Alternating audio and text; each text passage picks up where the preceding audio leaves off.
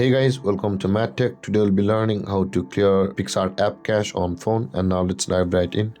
Now to clear the cache of your Picsart app on your phone, first open up the settings on your phone and now the Picsart app itself.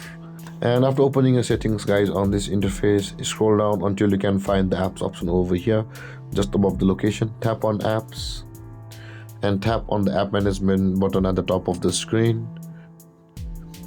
And when this loads guys, at the top of the screen you can see the search bar.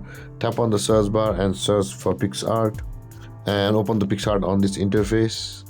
Whereas over here you can see the storage usage option available for us. Just below the data usage, tap on storage usage over here and your clear cache button will be available for you over here.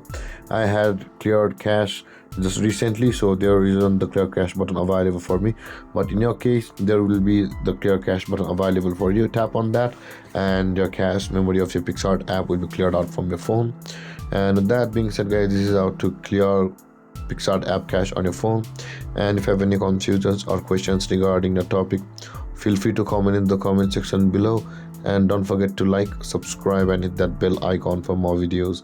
Thank you for watching guys. Peace.